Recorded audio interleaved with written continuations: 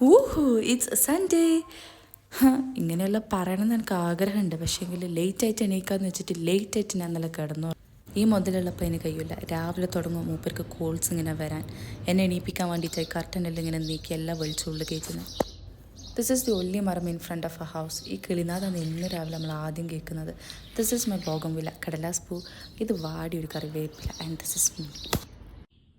മുറ്റത്തെ കറക്കെല്ലാം കഴിഞ്ഞിട്ട് മെല്ലെ കിച്ചണിലേക്ക് കയറി. രാവിലത്തെ ബ്രേക്ക്ഫാസ്റ്റിന് we have dosa and matar masala.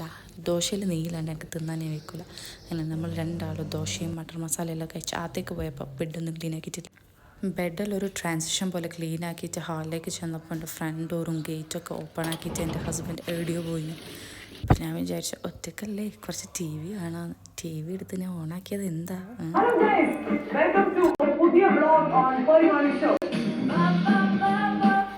അതിൻ്റെ അടുക്കൂടെ ഞാൻ പോയിട്ട് ചിക്കൻ കപ്സ എല്ലാം നമ്മൾ ലഞ്ചിനാക്കിയിട്ടുള്ളത്. പിന്നെ നമ്മളത് ഹാളിൽ കൊണ്ട് ടി വി കണ്ടുകൊണ്ട് തിന്നാന്ന് വെച്ചിട്ട് പിന്നെ ടി വി കണ്ടുകൊണ്ട് തിന്നതിന് ശേഷം പിന്നെ ബാഹുബലിനെ കണ്ടുകൊണ്ടിരുന്ന്. ബാഹുബലിയിലെ എയർ ടാക്സിയാണത്. സിനിമ കഴിഞ്ഞിട്ട് നമ്മൾ മെല്ലെ ഇടയിൽ പോകാമെന്ന് എഴുതി ഗെറ്റ് റെഡി വിത്ത് അസ് ഒന്നുമില്ലാതെ തന്നെ റെഡി ആയിട്ട് നമ്മൾ പോകുന്ന വഴിക്കാണ് ഞാൻ ഒരു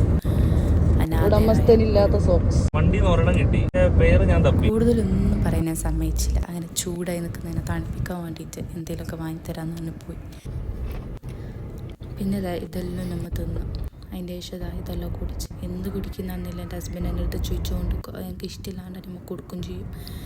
പിന്നെ നമ്മൾ പോകുന്ന വഴിയാണ് ഇത്.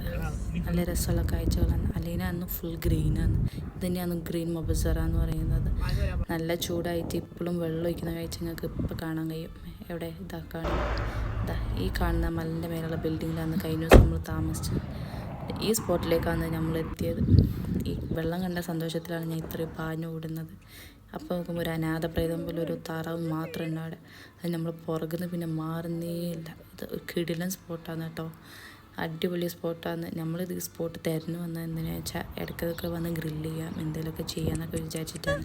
ഈ താറാവ് പിന്നാലെ കൂടി പിന്നാലെ പോകുന്നതിനില്ല. പിന്നെ ഞാൻ അതിനെ പേടിപ്പിച്ച് വിടുന്ന വിരട്ട് കാഴ്ചയാണ് നിങ്ങൾ കാണുന്നത്. പിന്നെ ഇരുട്ടെല്ലാം ആവാനായി ഇപ്പം നമ്മൾ മെല്ലൊരു വീട്ടിലേക്ക് പോയിട്ട് ഫുഡെല്ലാം കഴിച്ചിട്ട് ബൈ കിടന്നു. ബൈ.